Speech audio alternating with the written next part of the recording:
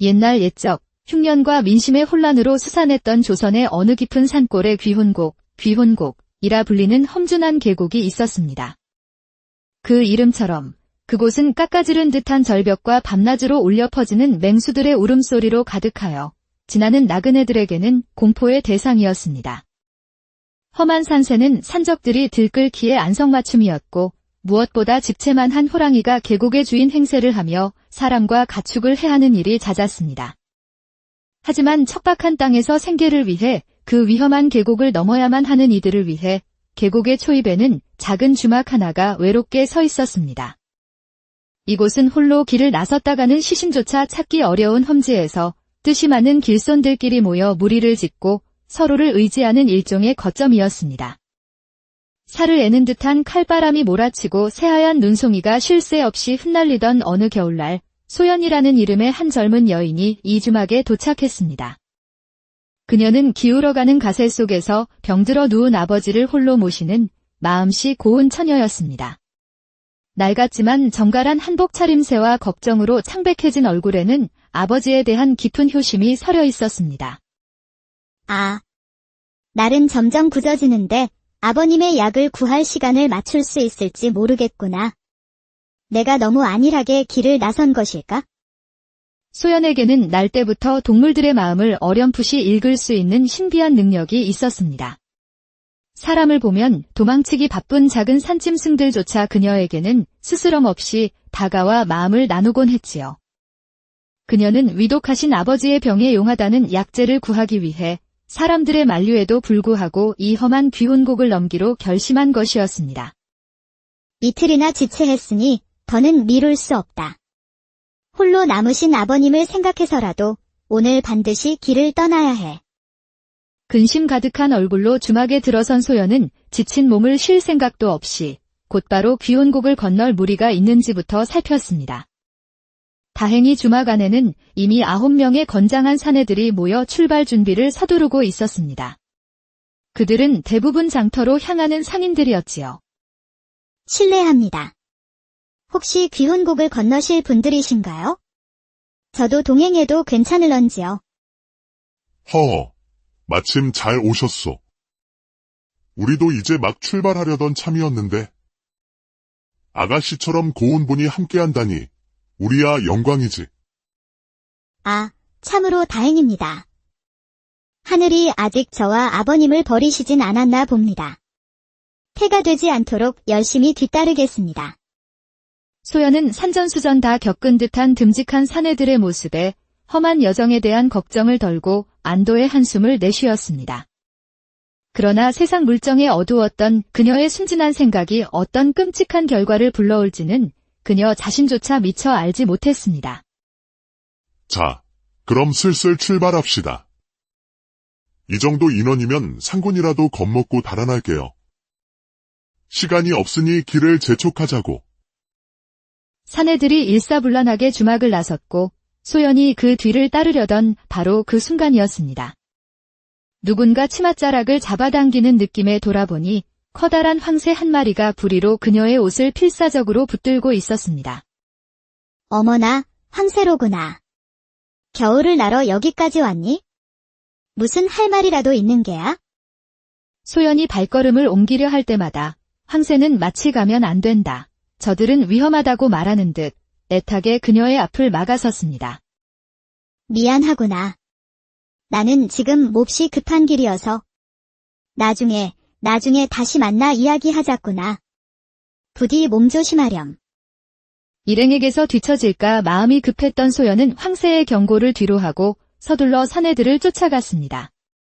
황새는 그녀의 뒷모습을 보며 안타까운 날갯짓만 할 뿐이었습니다. 귀혼곡에 들어서자 산새는 상상 이상으로 험했습니다. 얼어붙은 절벽길은 아슬아슬했고 눈발은 점점 더 거세져 한치 앞을 보기 어려웠습니다. 험한 산길에 익숙하지 않은 소연의 걸음은 점점 느려졌고 사내들의 행렬에서 뒤처지기 시작했습니다. 에이 젠장, 이거야 원. 저 계집 때문에 도무지 속도가 나질 않잖아. 이러다간 날이 저물어 산속에서 얼어 죽게 생겼어. 그러게 말이야. 얼굴이 반반해서 길동무나 될까 했더니 아주 골칫덩어리로구만. 주막에서의 호의는 온데간데였고 그들의 눈빛은 차갑게 변해 있었습니다. 소연은 그들의 노골적인 불만에 그저 죄인처럼 고개를 숙일 뿐이었습니다. 죄송합니다. 제가 발목을 잡는군요. 조금만 더 힘을 내보겠습니다. 시간이 흘러 하늘이 잿빛으로 물들고 폭설이 쏟아지기 시작했습니다. 일행은 간신히 작은 동굴을 발견하고 몸을 피했습니다. 동굴 안에 모닥불을 피우자 사내들의 불만은 더욱 거세졌습니다. 젠장. 평소 같았으면 벌써 고개의 절반은 넘었을 텐데. 다 저 계집 때문이야. 소연이 얼어붙은 발을 녹이려 모닥불에 다가서자 소금 장수가 그녀를 거칠게 밀쳐냈습니다. 어딜? 집만 되는 주제에 따뜻한 불은 쬐고 싶으냐? 저리 썩 비키지 못해. 바로 그때였습니다. 말이 끝나기 무섭게 동굴 밖에서 천지를 뒤흔드는 듯한 호랑이의 포효 소리가 들려왔습니다. 흐이. 상군이다. 진짜 상군이 나타났어. 동굴 안은 순식간에 아수라장이 되었습니다. 사내들은 사시나무 떨듯 떨며 공포에 질렸습니다.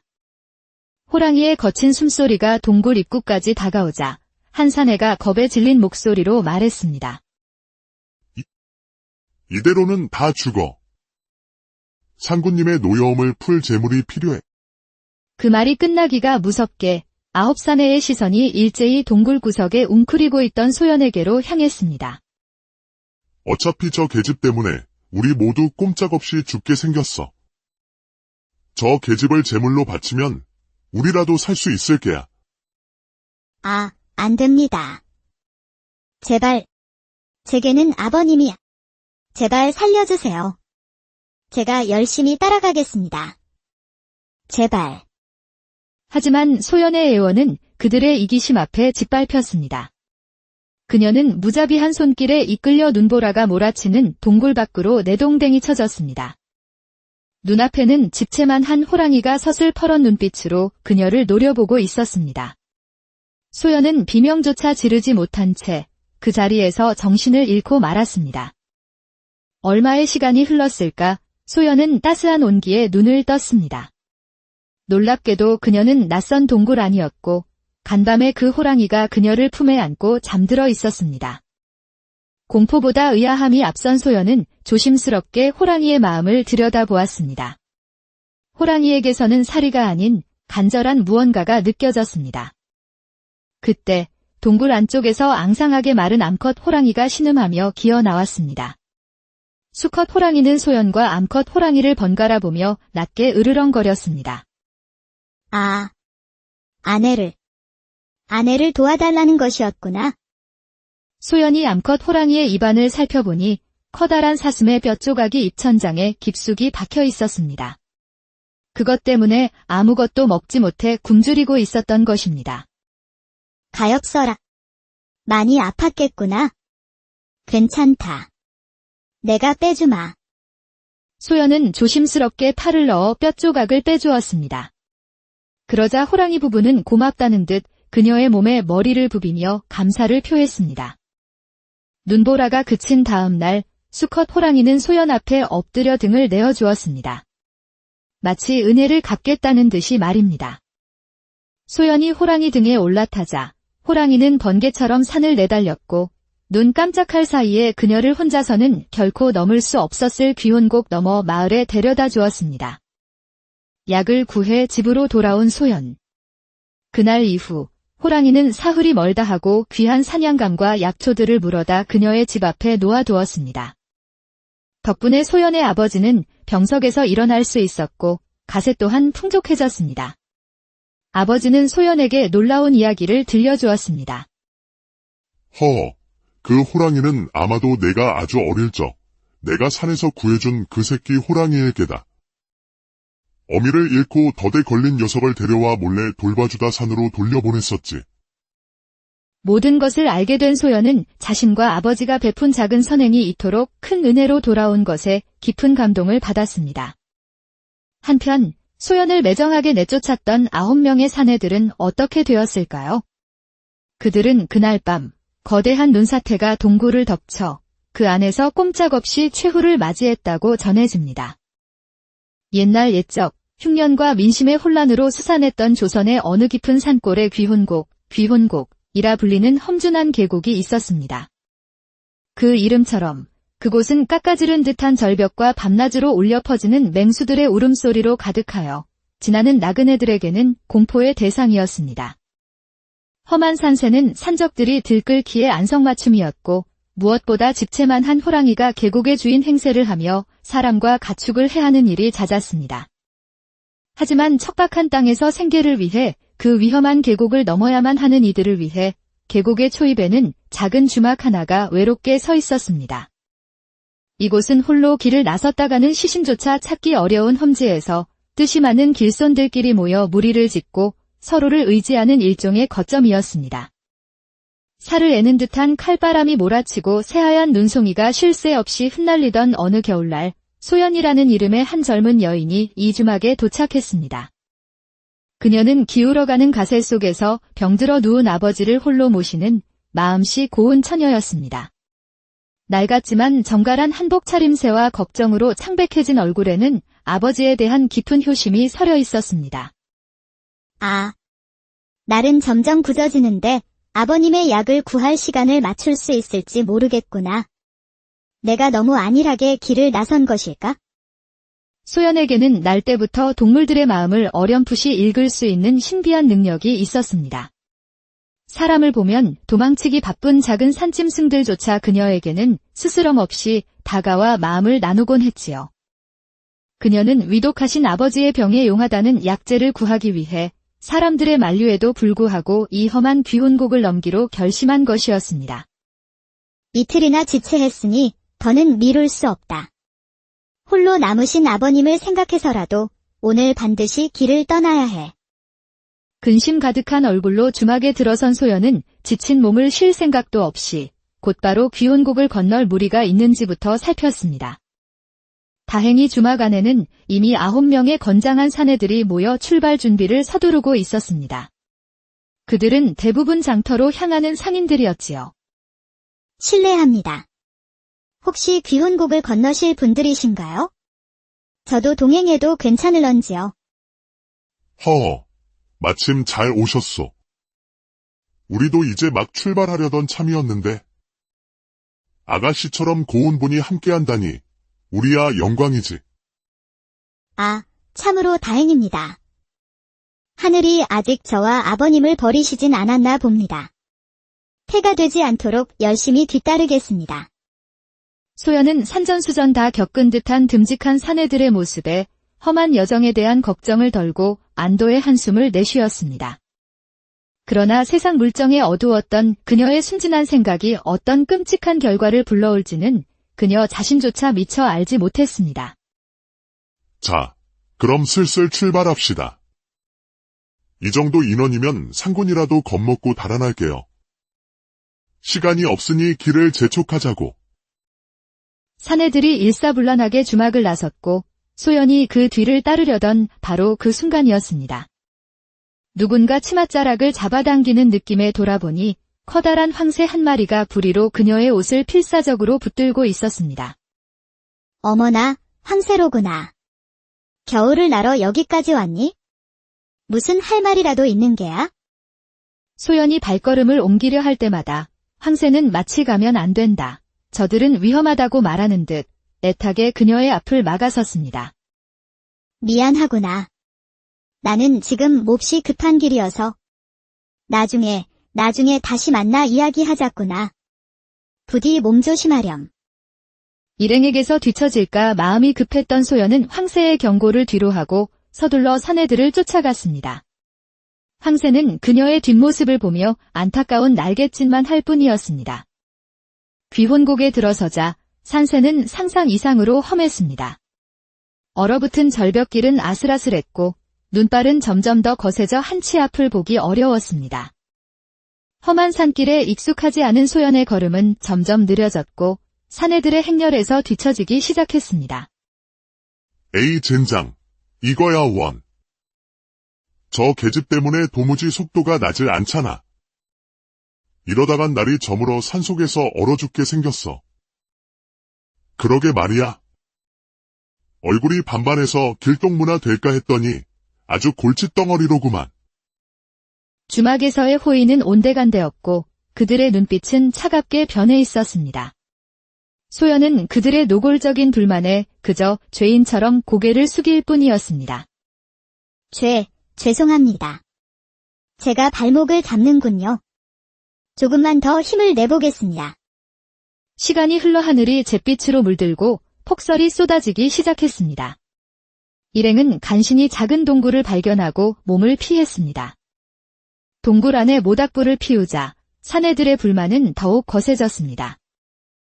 젠장. 평소 같았으면 벌써 고개의 절반은 넘었을 텐데. 다 저 계집 때문이야. 소연이 얼어붙은 발을 녹이려 모닥불에 다가서자 소금 장수가 그녀를 거칠게 밀쳐냈습니다. 어딜?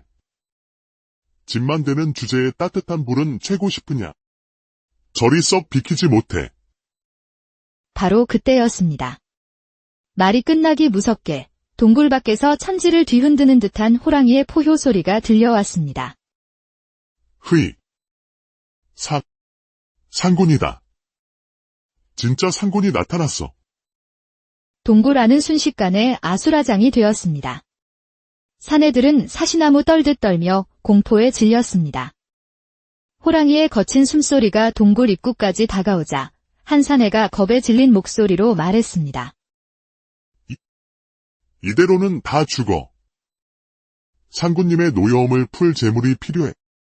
그 말이 끝나기가 무섭게 9사내의 시선이 일제히 동굴 구석에 웅크리고 있던 소연에게로 향했습니다. 어차피 저 계집 때문에 우리 모두 꼼짝없이 죽게 생겼어. 저 계집을 제물로 바치면 우리라도 살 수 있을 게야. 안 됩니다. 제발, 제게는 아버님이, 제발 살려주세요.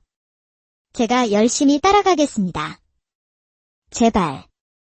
하지만 소연의 애원은 그들의 이기심 앞에 짓밟혔습니다.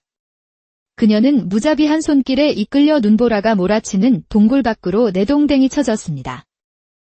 눈앞에는 집채만 한 호랑이가 서슬퍼런 눈빛으로 그녀를 노려보고 있었습니다. 소연은 비명조차 지르지 못한 채 그 자리에서 정신을 잃고 말았습니다. 얼마의 시간이 흘렀을까 소연은 따스한 온기에 눈을 떴습니다. 놀랍게도 그녀는 낯선 동굴 안이었고 간밤에 그 호랑이가 그녀를 품에 안고 잠들어 있었습니다. 공포보다 의아함이 앞선 소연은 조심스럽게 호랑이의 마음을 들여다보았습니다. 호랑이에게서는 사리가 아닌 간절한 무언가가 느껴졌습니다. 그때 동굴 안쪽에서 앙상하게 마른 암컷 호랑이가 신음하며 기어 나왔습니다. 수컷 호랑이는 소연과 암컷 호랑이를 번갈아 보며 낮게 으르렁거렸습니다. 아내를 도와달라는 것이었구나. 소연이 암컷 호랑이의 입안을 살펴보니 커다란 사슴의 뼈 조각이 입천장에 깊숙이 박혀 있었습니다. 그것 때문에 아무것도 먹지 못해 굶주리고 있었던 것입니다. 가엾어라. 많이 아팠겠구나. 괜찮다. 내가 빼주마. 소연은 조심스럽게 팔을 넣어 뼈 조각을 빼주었습니다. 그러자 호랑이 부부는 고맙다는 듯 그녀의 몸에 머리를 부비며 감사를 표했습니다. 눈보라가 그친 다음 날 수컷 호랑이는 소연 앞에 엎드려 등을 내어주었습니다. 마치 은혜를 갚겠다는 듯이 말입니다. 소연이 호랑이 등에 올라타자 호랑이는 번개처럼 산을 내달렸고 눈 깜짝할 사이에 그녀를 혼자서는 결코 넘을 수 없었을 귀혼곡 넘어 마을에 데려다 주었습니다. 약을 구해 집으로 돌아온 소연. 그날 이후 호랑이는 사흘이 멀다 하고 귀한 사냥감과 약초들을 물어다 그녀의 집 앞에 놓아두었습니다. 덕분에 소연의 아버지는 병석에서 일어날 수 있었고 가세 또한 풍족해졌습니다. 아버지는 소연에게 놀라운 이야기를 들려주었습니다. 그 호랑이는 아마도 내가 아주 어릴 적 내가 산에서 구해준 그 새끼 호랑이의 개다. 어미를 잃고 덫에 걸린 녀석을 데려와 몰래 돌봐주다 산으로 돌려보냈었지. 모든 것을 알게 된 소연은 자신과 아버지가 베푼 작은 선행이 이토록 큰 은혜로 돌아온 것에 깊은 감동을 받았습니다. 한편 소연을 매정하게 내쫓았던 9명의 사내들은 어떻게 되었을까요? 그들은 그날 밤 거대한 눈사태가 동굴을 덮쳐 그 안에서 꼼짝없이 최후를 맞이했다고 전해집니다.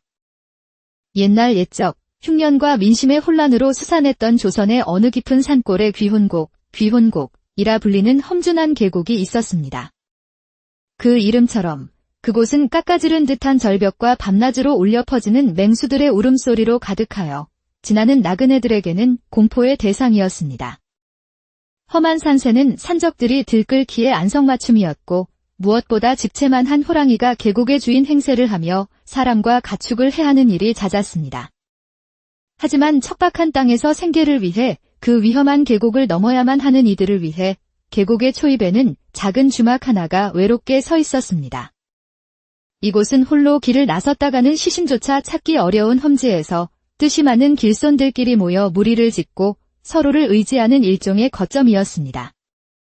살을 애는 듯한 칼바람이 몰아치고 새하얀 눈송이가 쉴 새 없이 흩날리던 어느 겨울날, 소연이라는 이름의 한 젊은 여인이 이 주막에 도착했습니다. 그녀는 기울어가는 가세 속에서 병들어 누운 아버지를 홀로 모시는 마음씨 고운 처녀였습니다. 낡았지만 정갈한 한복 차림새와 걱정으로 창백해진 얼굴에는 아버지에 대한 깊은 효심이 서려 있었습니다. 아, 날은 점점 굳어지는데 아버님의 약을 구할 시간을 맞출 수 있을지 모르겠구나. 내가 너무 안일하게 길을 나선 것일까? 소연에게는 날 때부터 동물들의 마음을 어렴풋이 읽을 수 있는 신비한 능력이 있었습니다. 사람을 보면 도망치기 바쁜 작은 산짐승들조차 그녀에게는 스스럼 없이 다가와 마음을 나누곤 했지요. 그녀는 위독하신 아버지의 병에 용하다는 약재를 구하기 위해 사람들의 만류에도 불구하고 이 험한 귀혼곡을 넘기로 결심한 것이었습니다. 이틀이나 지체했으니 더는 미룰 수 없다. 홀로 남으신 아버님을 생각해서라도 오늘 반드시 길을 떠나야 해. 근심 가득한 얼굴로 주막에 들어선 소연은 지친 몸을 쉴 생각도 없이 곧바로 귀혼곡을 건널 무리가 있는지부터 살폈습니다. 다행히 주막 안에는 이미 9명의 건장한 사내들이 모여 출발 준비를 서두르고 있었습니다. 그들은 대부분 장터로 향하는 상인들이었지요. 실례합니다. 혹시 귀혼곡을 건너실 분들이신가요? 저도 동행해도 괜찮을런지요? 허허, 마침 잘 오셨소. 우리도 이제 막 출발하려던 참이었는데. 아가씨처럼 고운 분이 함께한다니 우리야 영광이지. 아, 참으로 다행입니다. 하늘이 아직 저와 아버님을 버리시진 않았나 봅니다. 태가 되지 않도록 열심히 뒤따르겠습니다. 소연은 산전수전 다 겪은 듯한 듬직한 사내들의 모습에 험한 여정에 대한 걱정을 덜고 안도의 한숨을 내쉬었습니다. 그러나 세상 물정에 어두웠던 그녀의 순진한 생각이 어떤 끔찍한 결과를 불러올지는 그녀 자신조차 미처 알지 못했습니다. 자, 그럼 슬슬 출발합시다. 이 정도 인원이면 상군이라도 겁먹고 달아날게요. 시간이 없으니 길을 재촉하자고. 사내들이 일사불란하게 주막을 나섰고 소연이 그 뒤를 따르려던 바로 그 순간이었습니다. 누군가 치맛자락을 잡아당기는 느낌에 돌아보니 커다란 황새 한 마리가 부리로 그녀의 옷을 필사적으로 붙들고 있었습니다.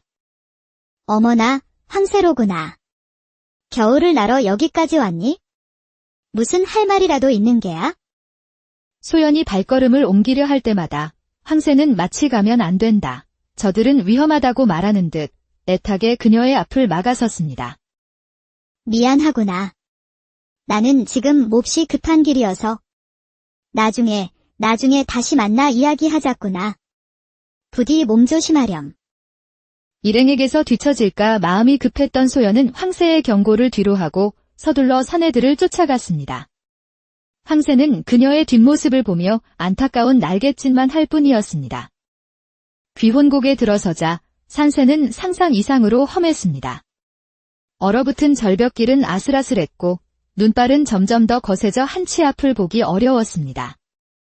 험한 산길에 익숙하지 않은 소연의 걸음은 점점 느려졌고 사내들의 행렬에서 뒤처지기 시작했습니다. 에이 젠장, 이거야 원. 저 계집 때문에 도무지 속도가 나질 않잖아. 이러다간 날이 저물어 산속에서 얼어 죽게 생겼어.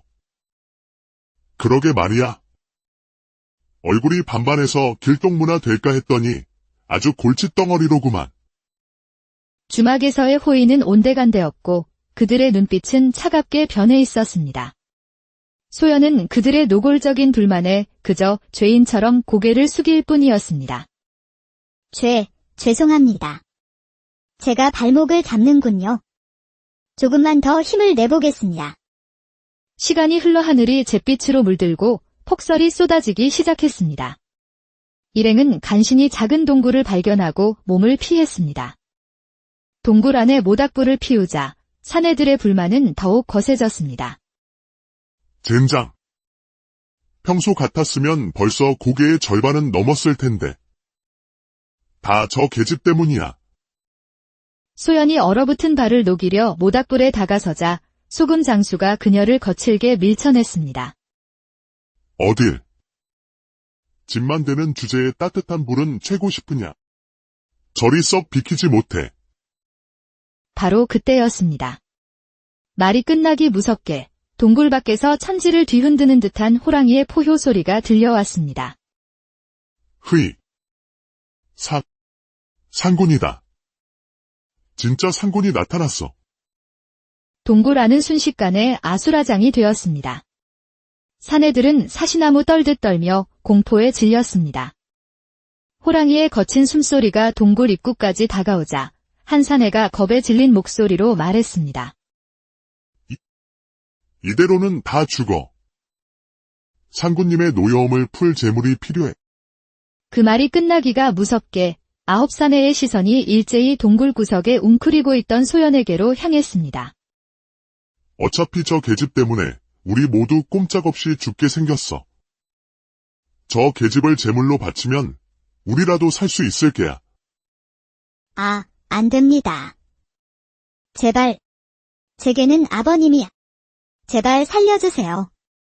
제가 열심히 따라가겠습니다. 제발. 하지만 소연의 애원은 그들의 이기심 앞에 짓밟혔습니다. 그녀는 무자비한 손길에 이끌려 눈보라가 몰아치는 동굴 밖으로 내동댕이 쳐졌습니다. 눈앞에는 집채만 한 호랑이가 서슬퍼런 눈빛으로 그녀를 노려보고 있었습니다. 소연은 비명조차 지르지 못한 채 그 자리에서 정신을 잃고 말았습니다. 얼마의 시간이 흘렀을까 소연은 따스한 온기에 눈을 떴습니다. 놀랍게도 그녀는 낯선 동굴 안이었고 간밤에 그 호랑이가 그녀를 품에 안고 잠들어 있었습니다. 공포보다 의아함이 앞선 소연은 조심스럽게 호랑이의 마음을 들여다보았습니다. 호랑이에게서는 사리가 아닌 간절한 무언가가 느껴졌습니다. 그때 동굴 안쪽에서 앙상하게 마른 암컷 호랑이가 신음하며 기어 나왔습니다. 수컷 호랑이는 소연과 암컷 호랑이를 번갈아 보며 낮게 으르렁거렸습니다. 아내를 도와달라는 것이었구나. 소연이 암컷 호랑이의 입안을 살펴보니 커다란 사슴의 뼈 조각이 입천장에 깊숙이 박혀 있었습니다. 그것 때문에 아무것도 먹지 못해 굶주리고 있었던 것입니다. 가엾어라. 많이 아팠겠구나. 괜찮다. 내가 빼주마. 소연은 조심스럽게 팔을 넣어 뼈 조각을 빼주었습니다. 그러자 호랑이 부부는 고맙다는 듯 그녀의 몸에 머리를 부비며 감사를 표했습니다. 눈보라가 그친 다음 날 수컷 호랑이는 소연 앞에 엎드려 등을 내어주었습니다. 마치 은혜를 갚겠다는 듯이 말입니다. 소연이 호랑이 등에 올라타자 호랑이는 번개처럼 산을 내달렸고 눈 깜짝할 사이에 그녀를 혼자서는 결코 넘을 수 없었을 귀혼곡 넘어 마을에 데려다 주었습니다. 약을 구해 집으로 돌아온 소연. 그날 이후 호랑이는 사흘이 멀다 하고 귀한 사냥감과 약초들을 물어다 그녀의 집 앞에 놓아두었습니다. 덕분에 소연의 아버지는 병석에서 일어날 수 있었고 가세 또한 풍족해졌습니다. 아버지는 소연에게 놀라운 이야기를 들려주었습니다. 그 호랑이는 아마도 내가 아주 어릴 적 내가 산에서 구해준 그 새끼 호랑이에게다. 어미를 잃고 덫에 걸린 녀석을 데려와 몰래 돌봐주다 산으로 돌려보냈었지. 모든 것을 알게 된 소연은 자신과 아버지가 베푼 작은 선행이 이토록 큰 은혜로 돌아온 것에 깊은 감동을 받았습니다. 한편 소연을 매정하게 내쫓았던 9명의 사내들은 어떻게 되었을까요? 그들은 그날 밤 거대한 눈사태가 동굴을 덮쳐 그 안에서 꼼짝없이 최후를 맞이했다고 전해집니다. 옛날 옛적 흉년과 민심의 혼란으로 수산했던 조선의 어느 깊은 산골에 귀혼곡이라 불리는 험준한 계곡이 있었습니다. 그 이름처럼 그곳은 깎아지른 듯한 절벽과 밤낮으로 울려 퍼지는 맹수들의 울음소리로 가득하여 지나는 나그네들에게는 공포의 대상이었습니다. 험한 산세는 산적들이 들끓기에 안성맞춤이었고 무엇보다 집채만한 호랑이가 계곡의 주인 행세를 하며 사람과 가축을 해하는 일이 잦았습니다. 하지만 척박한 땅에서 생계를 위해 그 위험한 계곡을 넘어야만 하는 이들을 위해 계곡의 초입에는 작은 주막 하나가 외롭게 서 있었습니다. 이곳은 홀로 길을 나섰다가는 시신조차 찾기 어려운 험지에서 뜻이 많은 길손들끼리 모여 무리를 짓고 서로를 의지하는 일종의 거점이었습니다. 살을 애는 듯한 칼바람이 몰아치고 새하얀 눈송이가 쉴 새 없이 흩날리던 어느 겨울날 소연이라는 이름의 한 젊은 여인이 이 주막에 도착했습니다. 그녀는 기울어가는 가세 속에서 병들어 누운 아버지를 홀로 모시는 마음씨 고운 처녀였습니다. 낡았지만 정갈한 한복 차림새와 걱정으로 창백해진 얼굴에는 아버지에 대한 깊은 효심이 서려 있었습니다. 날은 점점 굳어지는데 아버님의 약을 구할 시간을 맞출 수 있을지 모르겠구나. 내가 너무 안일하게 길을 나선 것일까? 소연에게는 날 때부터 동물들의 마음을 어렴풋이 읽을 수 있는 신비한 능력이 있었습니다. 사람을 보면 도망치기 바쁜 작은 산짐승들조차 그녀에게는 스스럼 없이 다가와 마음을 나누곤 했지요. 그녀는 위독하신 아버지의 병에 용하다는 약재를 구하기 위해 사람들의 만류에도 불구하고 이 험한 귀혼곡을 넘기로 결심한 것이었습니다. 이틀이나 지체했으니 더는 미룰 수 없다. 홀로 남으신 아버님을 생각해서라도 오늘 반드시 길을 떠나야 해. 근심 가득한 얼굴로 주막에 들어선 소연은 지친 몸을 쉴 생각도 없이 곧바로 귀혼곡을 건널 무리가 있는지부터 살폈습니다. 다행히 주막 안에는 이미 9명의 건장한 사내들이 모여 출발 준비를 서두르고 있었습니다. 그들은 대부분 장터로 향하는 상인들이었지요. 실례합니다. 혹시 귀혼곡을 건너실 분들이신가요? 저도 동행해도 괜찮을런지요? 마침 잘 오셨소. 우리도 이제 막 출발하려던 참이었는데 아가씨처럼 고운 분이 함께한다니 우리야 영광이지. 참으로 다행입니다. 하늘이 아직 저와 아버님을 버리시진 않았나 봅니다. 태가 되지 않도록 열심히 뒤따르겠습니다.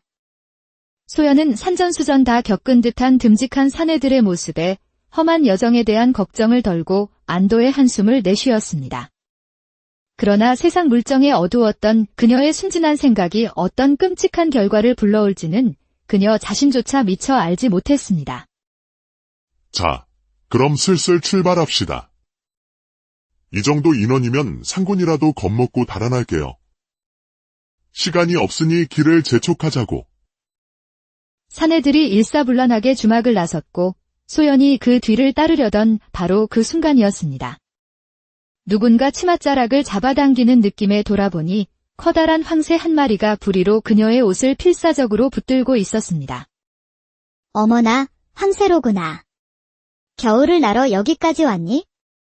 무슨 할 말이라도 있는 게야? 소연이 발걸음을 옮기려 할 때마다 황새는 마치 가면 안 된다. 저들은 위험하다고 말하는 듯 애타게 그녀의 앞을 막아섰습니다. 미안하구나. 나는 지금 몹시 급한 길이어서. 나중에 다시 만나 이야기하자꾸나. 부디 몸조심하렴. 일행에게서 뒤처질까 마음이 급했던 소연은 황새의 경고를 뒤로하고 서둘러 사내들을 쫓아갔습니다. 황새는 그녀의 뒷모습을 보며 안타까운 날갯짓만 할 뿐이었습니다. 귀혼곡에 들어서자 산새는 상상 이상으로 험했습니다. 얼어붙은 절벽길은 아슬아슬했고 눈발은 점점 더 거세져 한치 앞을 보기 어려웠습니다. 험한 산길에 익숙하지 않은 소연의 걸음은 점점 느려졌고 사내들의 행렬에서 뒤처지기 시작했습니다. 에이 젠장, 이거야 원. 저 계집 때문에 도무지 속도가 나질 않잖아. 이러다간 날이 저물어 산속에서 얼어 죽게 생겼어. 그러게 말이야. 얼굴이 반반해서 길동무나 될까 했더니 아주 골칫덩어리로구만. 주막에서의 호의는 온데간데였고 그들의 눈빛은 차갑게 변해 있었습니다. 소연은 그들의 노골적인 불만에 그저 죄인처럼 고개를 숙일 뿐이었습니다. 죄송합니다. 제가 발목을 잡는군요. 조금만 더 힘을 내보겠습니다. 시간이 흘러 하늘이 잿빛으로 물들고 폭설이 쏟아지기 시작했습니다. 일행은 간신히 작은 동굴을 발견하고 몸을 피했습니다. 동굴 안에 모닥불을 피우자 사내들의 불만은 더욱 거세졌습니다. 젠장. 평소 같았으면 벌써 고개의 절반은 넘었을 텐데. 다 저 계집 때문이야. 소연이 얼어붙은 발을 녹이려 모닥불에 다가서자 소금 장수가 그녀를 거칠게 밀쳐냈습니다. 어딜? 집만 되는 주제에 따뜻한 불은 쬐고 싶으냐? 저리 썩 비키지 못해. 바로 그때였습니다. 말이 끝나기 무섭게 동굴 밖에서 천지를 뒤흔드는 듯한 호랑이의 포효 소리가 들려왔습니다. 흐이. 상군이다. 진짜 상군이 나타났어. 동굴 안은 순식간에 아수라장이 되었습니다. 사내들은 사시나무 떨듯 떨며 공포에 질렸습니다. 호랑이의 거친 숨소리가 동굴 입구까지 다가오자 한 사내가 겁에 질린 목소리로 말했습니다. 이대로는 다 죽어. 상군님의 노여움을 풀 재물이 필요해. 그 말이 끝나기가 무섭게 9사내의 시선이 일제히 동굴 구석에 웅크리고 있던 소연에게로 향했습니다. 어차피 저 계집 때문에 우리 모두 꼼짝없이 죽게 생겼어. 저 계집을 제물로 바치면 우리라도 살 수 있을 게야. 안 됩니다. 제발, 제게는 아버님이, 제발 살려주세요. 제가 열심히 따라가겠습니다. 제발. 하지만 소연의 애원은 그들의 이기심 앞에 짓밟혔습니다. 그녀는 무자비한 손길에 이끌려 눈보라가 몰아치는 동굴 밖으로 내동댕이 쳐졌습니다. 눈앞에는 집채만 한 호랑이가 서슬퍼런 눈빛으로 그녀를 노려보고 있었습니다. 소연은 비명조차 지르지 못한 채 그 자리에서 정신을 잃고 말았습니다. 얼마의 시간이 흘렀을까 소연은 따스한 온기에 눈을 떴습니다. 놀랍게도 그녀는 낯선 동굴 안이었고 간밤에 그 호랑이가 그녀를 품에 안고 잠들어 있었습니다. 공포보다 의아함이 앞선 소연은 조심스럽게 호랑이의 마음을 들여다보았습니다. 호랑이에게서는 사리가 아닌 간절한 무언가가 느껴졌습니다. 그때 동굴 안쪽에서 앙상하게 마른 암컷 호랑이가 신음하며 기어 나왔습니다. 수컷 호랑이는 소연과 암컷 호랑이를 번갈아 보며 낮게 으르렁거렸습니다. 아내를 도와달라는 것이었구나. 소연이 암컷 호랑이의 입안을 살펴보니 커다란 사슴의 뼈 조각이 입천장에 깊숙이 박혀 있었습니다. 그것 때문에 아무것도 먹지 못해 굶주리고 있었던 것입니다. 가엾어라. 많이 아팠겠구나. 괜찮다. 내가 빼주마. 소연은 조심스럽게 팔을 넣어 뼈 조각을 빼주었습니다. 그러자 호랑이 부부는 고맙다는 듯 그녀의 몸에 머리를 부비며 감사를 표했습니다. 눈보라가 그친 다음 날 수컷 호랑이는 소연 앞에 엎드려 등을 내어주었습니다. 마치 은혜를 갚겠다는 듯이 말입니다. 소연이 호랑이 등에 올라타자 호랑이는 번개처럼 산을 내달렸고 눈 깜짝할 사이에 그녀를 혼자서는 결코 넘을 수 없었을 귀혼곡 넘어 마을에 데려다 주었습니다. 약을 구해 집으로 돌아온 소연. 그날 이후 호랑이는 사흘이 멀다 하고 귀한 사냥감과 약초들을 물어다 그녀의 집 앞에 놓아두었습니다. 덕분에 소연의 아버지는 병석에서 일어날 수 있었고 가세 또한 풍족해졌습니다. 아버지는 소연에게 놀라운 이야기를 들려주었습니다. 그 호랑이는 아마도 내가 아주 어릴 적 내가 산에서 구해준 그 새끼 호랑이에게다. 어미를 잃고 덫에 걸린 녀석을 데려와 몰래 돌봐주다 산으로 돌려보냈었지. 모든 것을 알게 된 소연은 자신과 아버지가 베푼 작은 선행이 이토록 큰 은혜로 돌아온 것에 깊은 감동을 받았습니다. 한편 소연을 매정하게 내쫓았던 9명의 사내들은 어떻게 되었을까요? 그들은 그날 밤 거대한 눈사태가 동굴을 덮쳐 그 안에서 꼼짝없이 최후를 맞이했다고 전해집니다. 옛날 옛적 흉년과 민심의 혼란으로 수산했던 조선의 어느 깊은 산골에 귀혼곡이라 불리는 험준한 계곡이 있었습니다.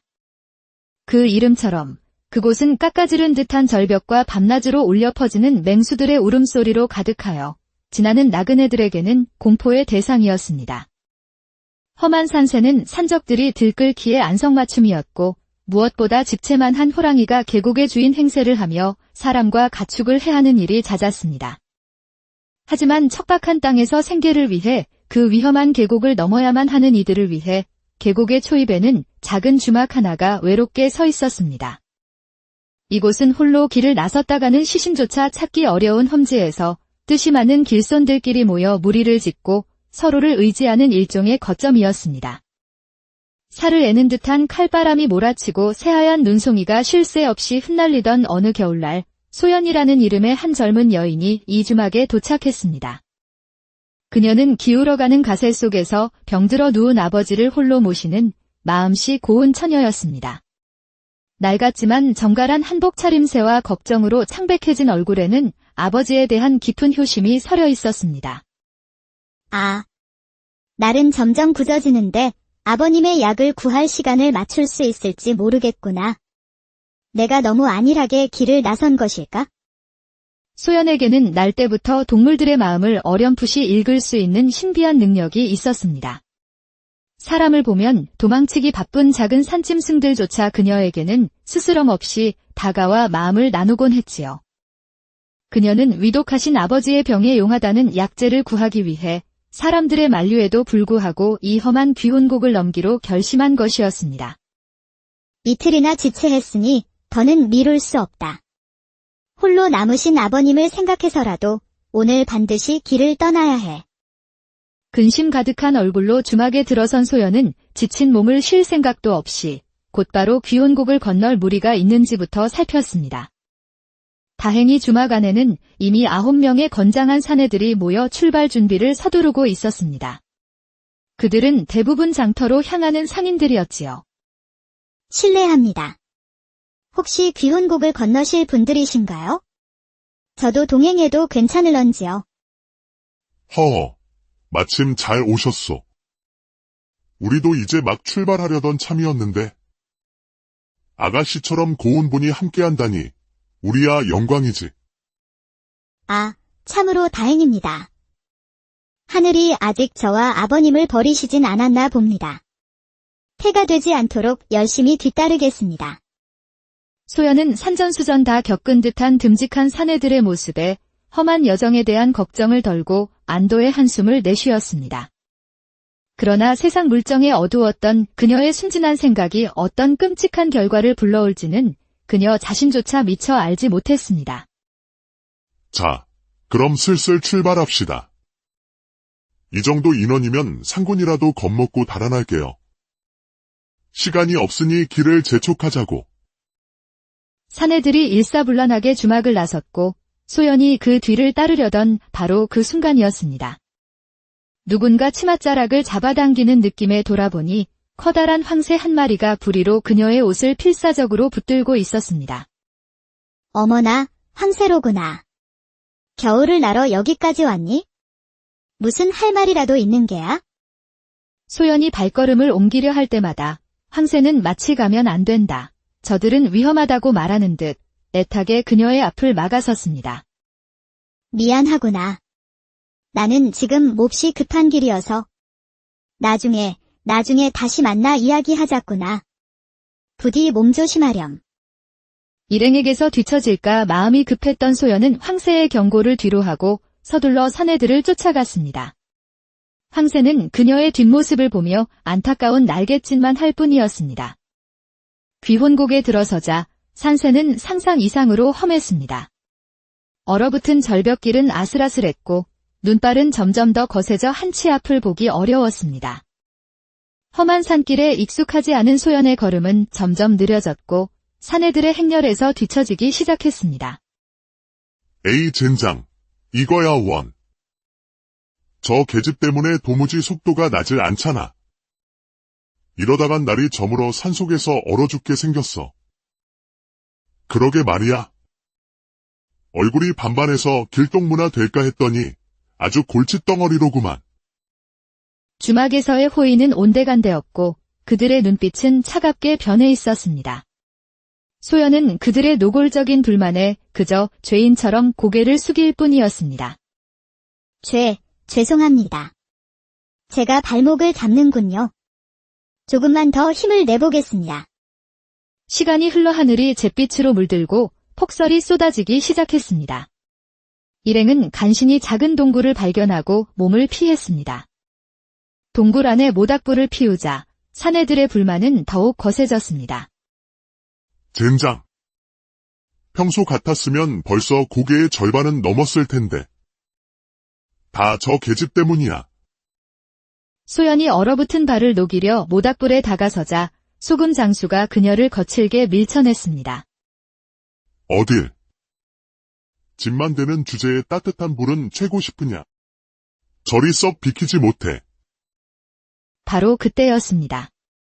말이 끝나기 무섭게 동굴 밖에서 천지를 뒤흔드는 듯한 호랑이의 포효 소리가 들려왔습니다. 흐이. 상군이다. 진짜 상군이 나타났어. 동굴 안은 순식간에 아수라장이 되었습니다. 사내들은 사시나무 떨듯 떨며 공포에 질렸습니다. 호랑이의 거친 숨소리가 동굴 입구까지 다가오자 한 사내가 겁에 질린 목소리로 말했습니다. 이대로는 다 죽어. 상군님의 노여움을 풀 재물이 필요해. 그 말이 끝나기가 무섭게 9사내의 시선이 일제히 동굴 구석에 웅크리고 있던 소연에게로 향했습니다. 어차피 저 계집 때문에 우리 모두 꼼짝없이 죽게 생겼어. 저 계집을 제물로 바치면 우리라도 살 수 있을 게야. 안 됩니다. 제발, 제게는 아버님이, 제발 살려주세요. 제가 열심히 따라가겠습니다. 제발. 하지만 소연의 애원은 그들의 이기심 앞에 짓밟혔습니다. 그녀는 무자비한 손길에 이끌려 눈보라가 몰아치는 동굴 밖으로 내동댕이 쳐졌습니다. 눈앞에는 집채만 한 호랑이가 서슬퍼런 눈빛으로 그녀를 노려보고 있었습니다. 소연은 비명조차 지르지 못한 채 그 자리에서 정신을 잃고 말았습니다. 얼마의 시간이 흘렀을까 소연은 따스한 온기에 눈을 떴습니다.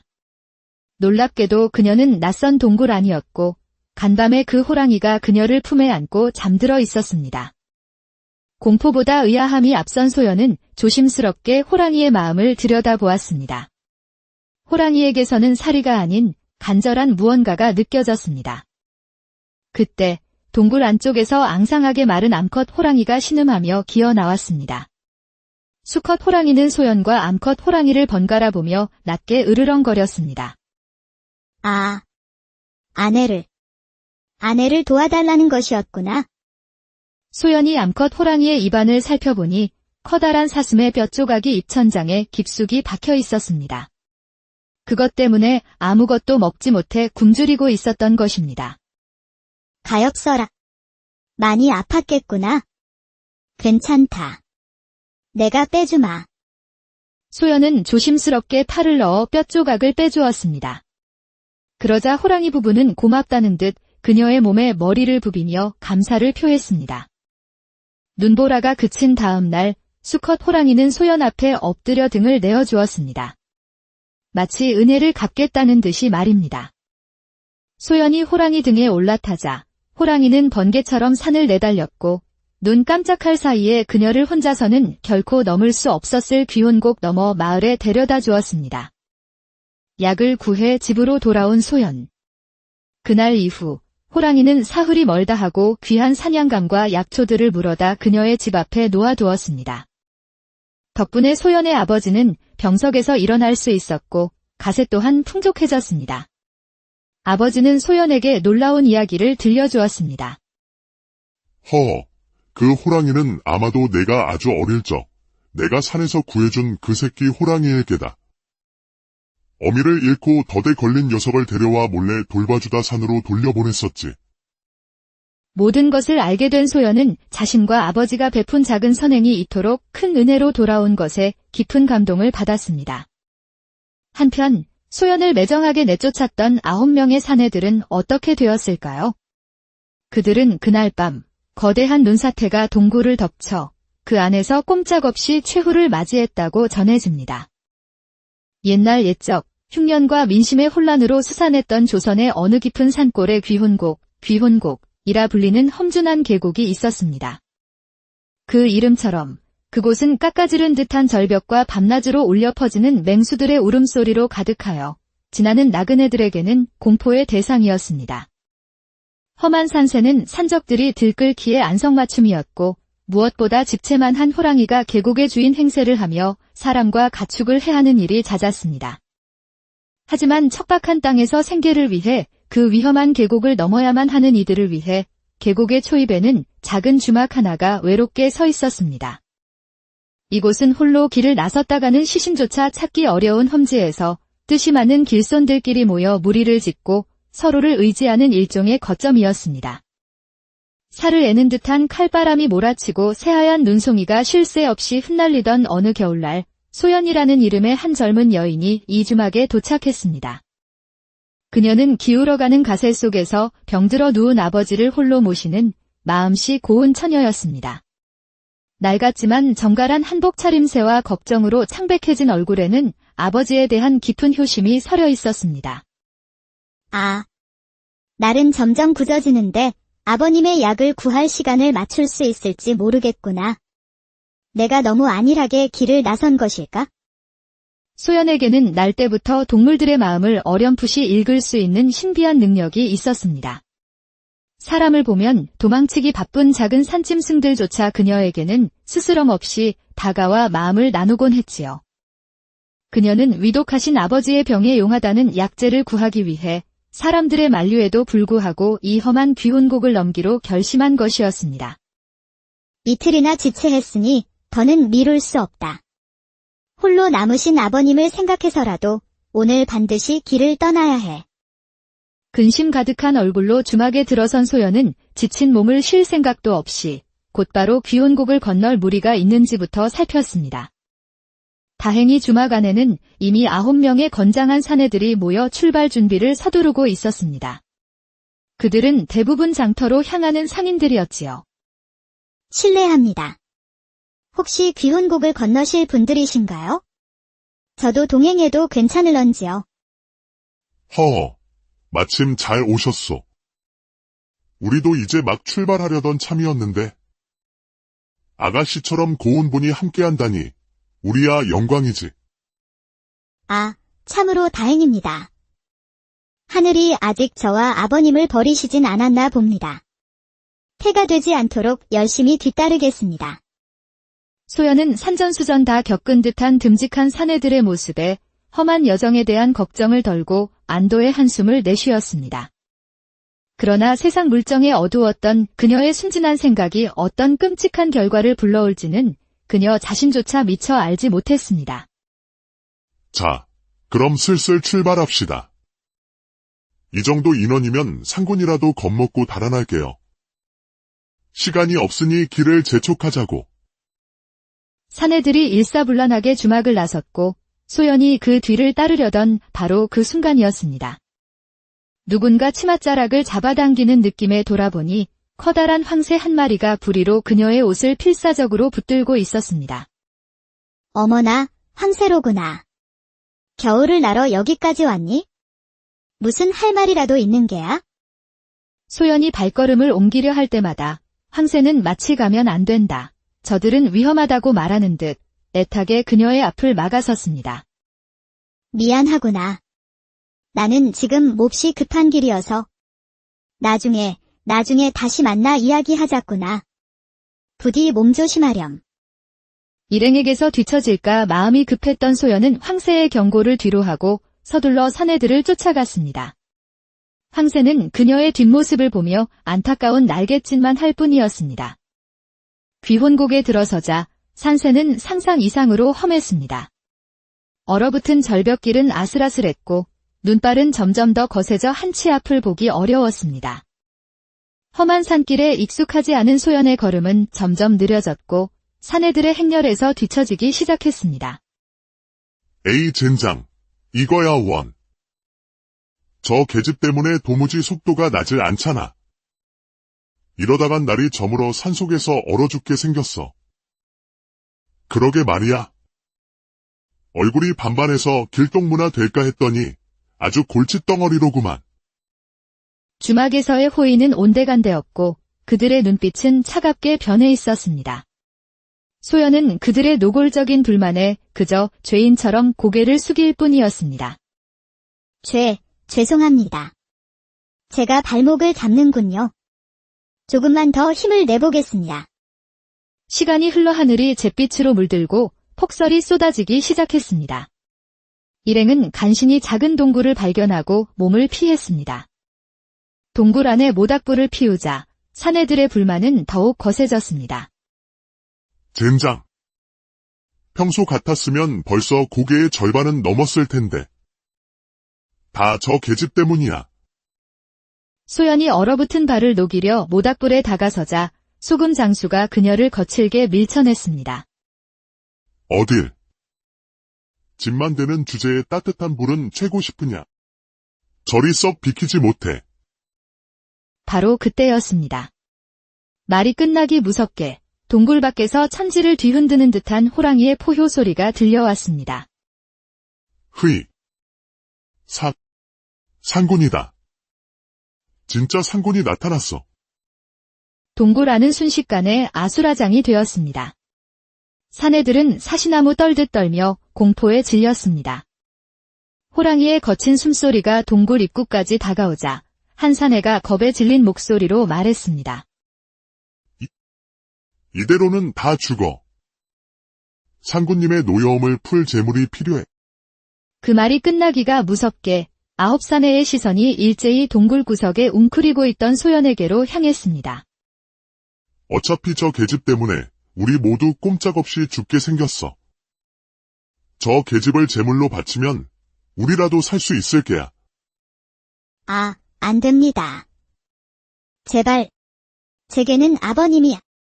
제발 살려주세요. 제가 열심히 따라가겠습니다. 제발. 하지만 소연의 애원은 그들의 이기심 앞에 짓밟혔습니다. 그녀는 무자비한 손길에 이끌려 눈보라가 몰아치는 동굴 밖으로 내동댕이 쳐졌습니다. 눈앞에는 집채만 한 호랑이가 서슬퍼런 눈빛으로 그녀를 노려보고 있었습니다. 소연은 비명조차 지르지 못한 채 그 자리에서 정신을 잃고 말았습니다. 얼마의 시간이 흘렀을까 소연은 따스한 온기에 눈을 떴습니다. 놀랍게도 그녀는 낯선 동굴 안이었고 간밤에 그 호랑이가 그녀를 품에 안고 잠들어 있었습니다. 공포보다 의아함이 앞선 소연은 조심스럽게 호랑이의 마음을 들여다보았습니다. 호랑이에게서는 사리가 아닌 간절한 무언가가 느껴졌습니다. 그때 동굴 안쪽에서 앙상하게 마른 암컷 호랑이가 신음하며 기어 나왔습니다. 수컷 호랑이는 소연과 암컷 호랑이를 번갈아 보며 낮게 으르렁거렸습니다. 아내를 도와달라는 것이었구나. 소연이 암컷 호랑이의 입안을 살펴보니 커다란 사슴의 뼈 조각이 입천장에 깊숙이 박혀 있었습니다. 그것 때문에 아무것도 먹지 못해 굶주리고 있었던 것입니다. 가엾어라. 많이 아팠겠구나. 괜찮다. 내가 빼주마. 소연은 조심스럽게 팔을 넣어 뼈 조각을 빼주었습니다. 그러자 호랑이 부부는 고맙다는 듯 그녀의 몸에 머리를 부비며 감사를 표했습니다. 눈보라가 그친 다음 날 수컷 호랑이는 소연 앞에 엎드려 등을 내어주었습니다. 마치 은혜를 갚겠다는 듯이 말입니다.